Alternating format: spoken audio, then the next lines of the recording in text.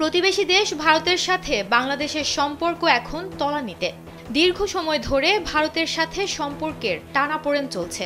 কয়েকবার কথা উঠেছে উভয় দেশই সুসম্পর্ক চায়, কিন্তু বাস্তবে এখনো তার দেখা মেলেনি। ভারত ছাড়াও বাংলাদেশ তার অন্যান্য প্রতিবেশী দেশের সাথে সম্পর্ক উন্নয়নের কথা ভাবছে। ওদিকে ১৯ জুন বাংলাদেশ ও পাকিস্তানের সঙ্গে চীনের পররাষ্ট্র সচিব পর্যায়ের একটি ত্রিপক্ষীয় বৈঠক হয়। ভারতীয় সংবাদ মাধ্যম দ্য হিন্দু এর প্রতিবেদন থেকে জানা গেছে, চীনের কুনমিংয়ে নবম China south Asian exposition and the 6th China south Asia cooperation শীর্ষক বৈঠকের সাইডলাইনে ৩ দেশের পররাষ্ট্র সচিবদের ওই বৈঠক অনুষ্ঠিত হয়। এখন যে কোনো ব্র্যান্ডের পুরাতন এসি বদলে নতুন ওয়ালটন এসিতে উপভোগ করুন 25% ছাড়। সেই ত্রিপক্ষীয় বৈঠকের খবর প্রকাশের পর ভারত স্পষ্ট জানিয়ে দিয়েছে, তারা প্রতিবেশী দেশগুলোর উপর নিবিড় নজর রাখে, কারণ প্রতিটি দেশের সঙ্গে ভারতের সম্পর্ক আলাদা আলাদা ভিত্তির ওপর দাঁড়িয়ে আছে।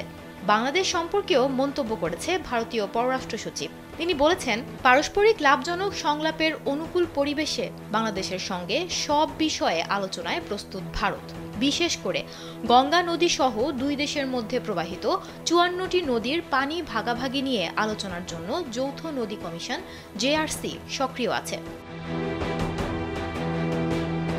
বাণিজ্য নিয়ে রণধীর জয়সওয়াল জোর দিয়ে বলেছেন, বাংলাদেশের পক্ষ থেকে ন্যায় বিচার, সমমর্যাদা এবং পারস্পরিক চাওয়ার ভিত্তিতেই ভারতে সংশোধিত বাণিজ্যিক ব্যবস্থা নেওয়া হয়েছে।